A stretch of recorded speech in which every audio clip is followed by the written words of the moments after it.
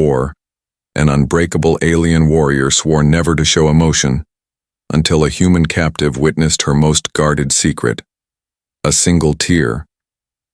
Now bound by silence and survival, they must choose between loyalty to their people or trust in each other. What begins as interrogation becomes something far more dangerous, understanding.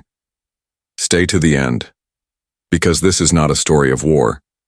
It's a story of what remains unbroken. If you are new here, then please subscribe this channel and show thumbs up by liking the video. Let's move toward wonderful story. The stars outside shimmered like distant lanterns in an endless sea of black. Captain Soren Vale stood quietly on the bridge of the Odyssey Dawn, a diplomatic vessel built not for war, but for peace. His mission was simple in theory, yet dangerous in execution. Deliver the final terms of a fragile peace agreement to the Zareth Empire, a proud and ancient alien race known for its warrior code and refusal to show weakness. For years, war had raged between their people, but hope still flickered. Soren believed peace was possible. What he didn't know was that peace had enemies far more dangerous than war ever had. Without warning, the ship shook violently. Soren grabbed the edge of the command console, steadying himself. The crew's calm shattered. Red warning lights blinked across every panel. A young officer's voice rose above the chaos. "We're caught in a tractor beam, Captain. It's pulling us in." Panic spread fast, but Soren remained steady. "Seal all data ports. Protect the peace accord files." He turned to his communication officer. "Any chance of sending a distress signal?" The man's face was pale. "No, sir. All frequencies are jammed." Soren clenched his jaw. He knew exactly who had found them. Only a Zareth warship could appear without a trace, silent and deadly. As the vessel loomed into view, its sharp angles and black metal body blocked out the stars, casting an eerie shadow over the Odyssey Dawn. It was massive, almost alive in its power. And somewhere inside, its commander waited. The hull clanked hard, docking clamps locked into place with a low growl. Everyone on the bridge went quiet. Soren took a deep breath, adjusting the slim silver cuffs on his wrists. "This isn't a warship," he reminded his crew. "We're diplomats. Do not engage unless attacked. Follow protocol. Protect the message." The doors hissed open. From the smoke and flashing lights, 3 tall figures emerged.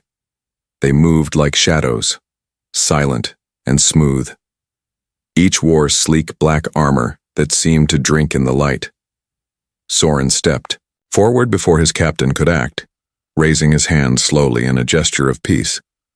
The figure in the center stepped closer. She removed her helmet in one slow motion, revealing features that were both beautiful and terrifying. Her skin was deep violet, her eyes a glowing shade of green, slitted like a cat's. Jet black hair was tied behind her head in a long warrior's braid. She was tall, taller than any human on the bridge, and carried herself with absolute control. Her armor was different from the others, molded not just for battle but also elegance. It highlighted her form rather than hiding it. She looked at Soren like a hunter examining prey. "I am Commander Riva Thalor of the Zareth Imperial Fleet," she said, her voice smooth but icy.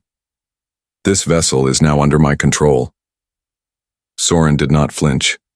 "Captain Soren Vale, envoy of Earth's Diplomatic Council. This ship is protected under interstellar law." "You are violating—" "Spare me your treaties," she interrupted, stepping close. "We know what you carry. The peace accord. We've intercepted your signals.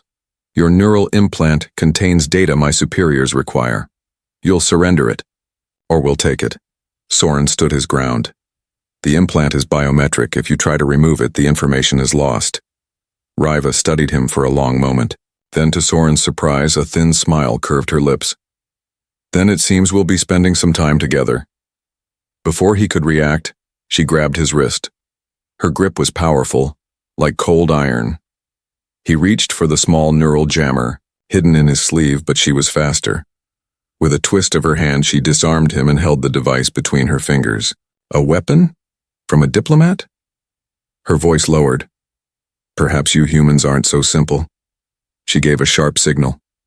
Two of her soldiers moved forward and began securing the rest of the crew. Soren didn't resist as Riva pulled restraints from her belt and fastened them around his wrists. Her touch was cold, mechanical, efficient. As she led him toward the ship's exit, Soren turned his head just once, locking eyes with his crew. "Stay calm," he said. "This is just the beginning, not the end." They walked through the narrow passageways in silence. The ship groaned under its new masters. Riva didn't speak until they reached the docking bay. "You remain composed, even in defeat," she said without looking at him. "Diplomats are trained for crisis," Soren answered. "As I assume warriors are." She paused, eyes flashing. "Don't assume you understand me, human." Their shuttle awaited them, sleek and black, like the warship itself. As they stepped aboard, Soren took a final glance at his ship, the place where he had hoped peace would begin. Now it was under Zareth control. Inside the shuttle, Riva strapped him to a seat across from her. "Welcome to the Iron Oath," she said quietly. "The heart of the Zareth fleet. I assure you, Captain Vale, this will be unlike any diplomatic mission you've ever experienced." Soren nodded slowly. Despite everything, he wasn't afraid. Because even in that moment, chained, captive, and facing an enemy, he saw something in her eyes. Not rage, not pride. Something else. Something hidden. And maybe, just maybe, that would be the key to peace. The walls of the Zareth warship, Iron Oath, were silent and cold, as if they absorbed every sound and breath. Captain Soren Vale sat alone, in a strange metal chair inside the interrogation room, his wrists still bound. The room felt more like a void than a chamber. Its dark panels swallowed light, leaving only faint blue lines that pulsed like veins through the walls. There were no windows, no visible doors, just stillness and waiting. He had been there for what felt like hours. There was no clock, no way to measure time. Soren focused on his breathing, slow and steady, the way he'd been trained. Diplomats didn't crack easily. They couldn't afford to. Especially not now. Not here. The silence ended when the wall to his left slid open without a sound. Commander Riva Thalor entered, no longer in her full armor. She now wore a black bodysuit that clung to her frame, showing the strength beneath her graceful movements. Without her helmet, her green eyes were even more striking, almost glowing in the dim light. The faint markings along her neck were more visible now, thin, silver-like lines that seemed to pulse slowly, matching the soft hum of the room. Not tattoos. They looked like living circuitry, moving just beneath the skin. She didn't speak, right away. She circled him, watching him closely. Soren held her gaze as best he could without turning his head too far. Her expression was unreadable, her steps silent. "You carry more than peace terms in that implant," she said at last, stopping behind him. "Your mind holds defense codes, fleet locations, information your leaders pretend we don't already suspect." Soren didn't answer. His silence was its own kind of truth. Riva moved in front of him, crouching slightly so her face was level with his. "You don't look afraid," she said, curious now. "Even now, knowing what I can do." "I've been interrogated before," he replied calmly. "I've survived worse than threats." Her eyes narrowed. "This isn't a threat, Captain Vale. This is your reality."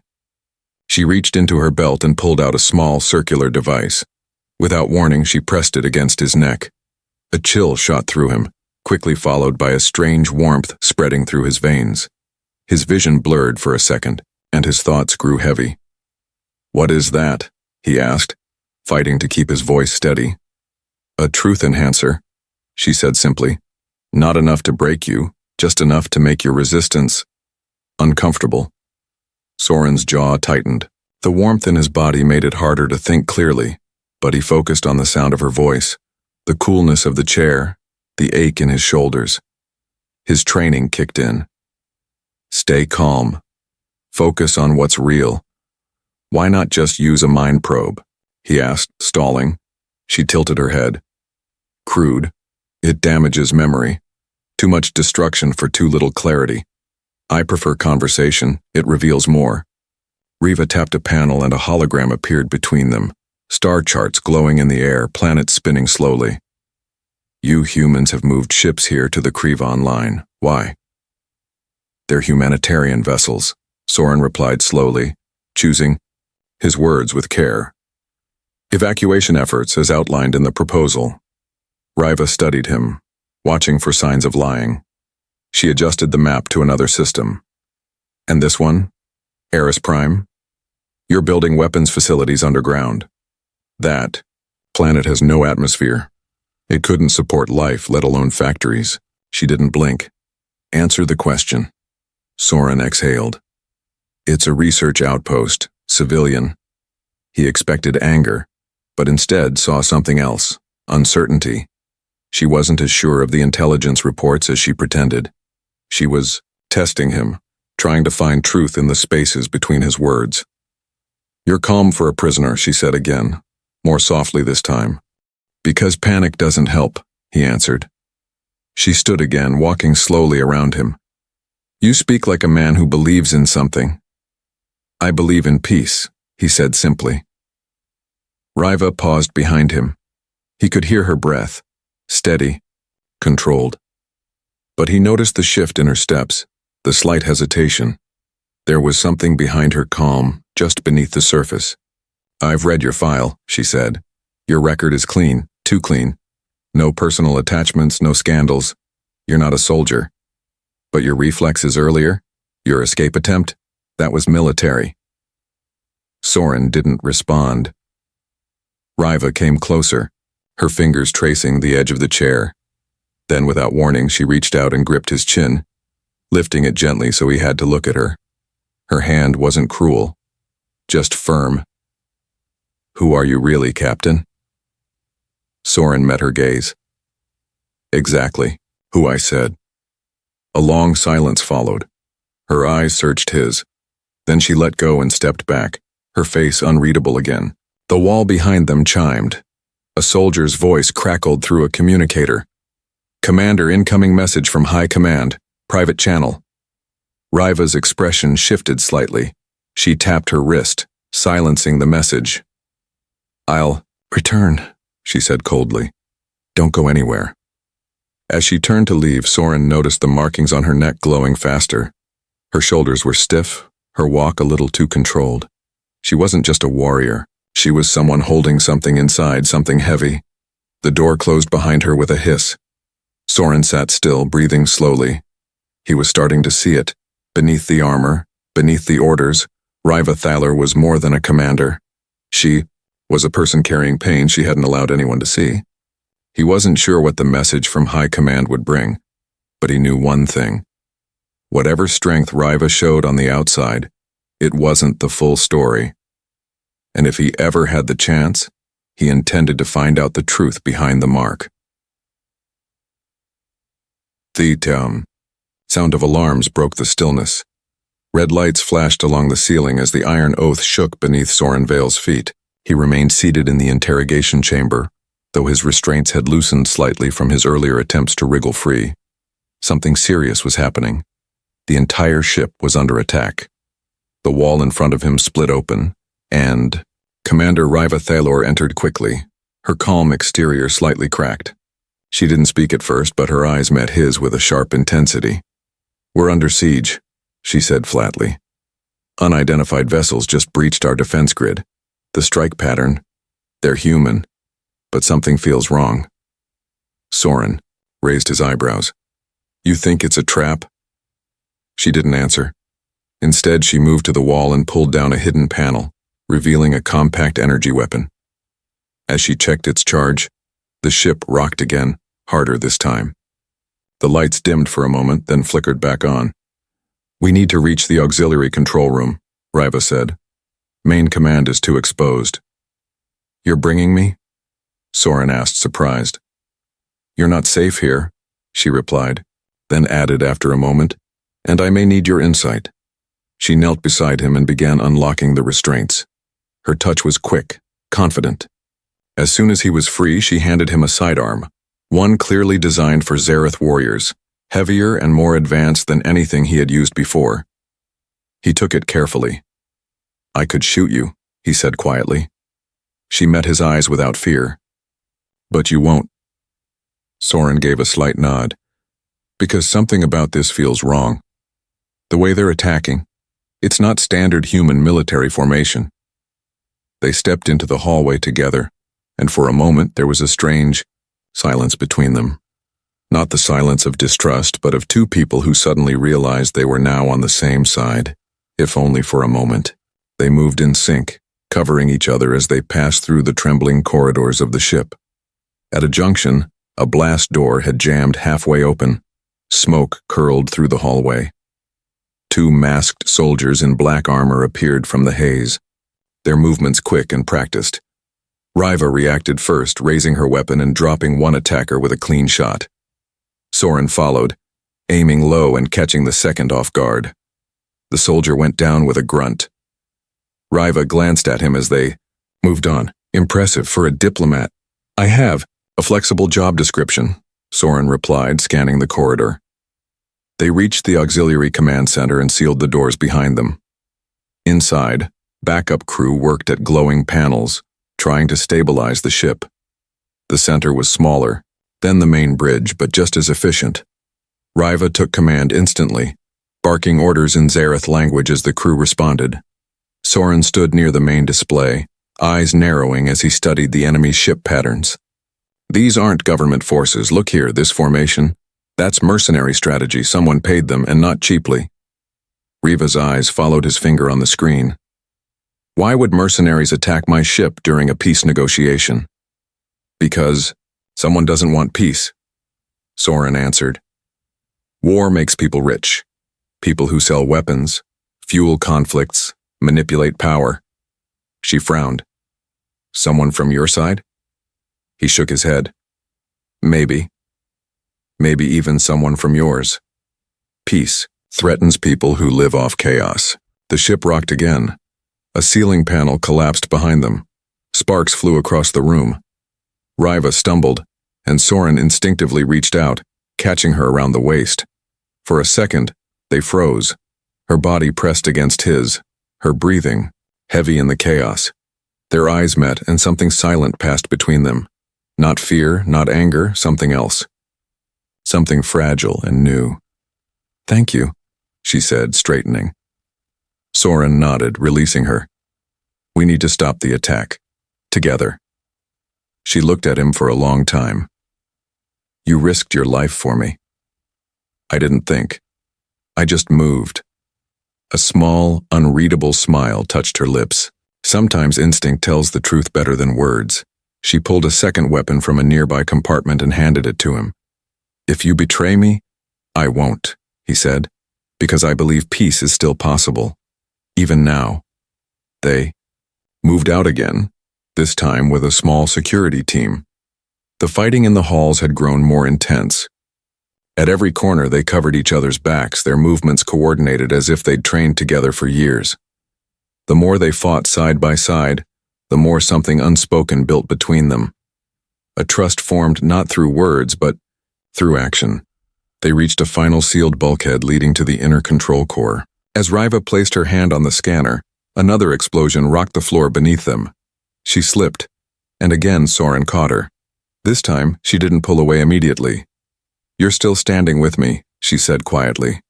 "So are you," he replied. The door opened, revealing a final control room, partially damaged but still functioning. As they stepped inside, alarms continued to blare, but both of them knew they had passed a point of no return. This wasn't just survival. This was something more. Riva looked at him across the room, her green eyes no longer cold. "This alliance, temporary or not, it's changed something." Soren nodded. "It has." And neither of them dared to say it aloud, but they both felt it. Whatever happened next, they were no longer enemies, they were something else entirely.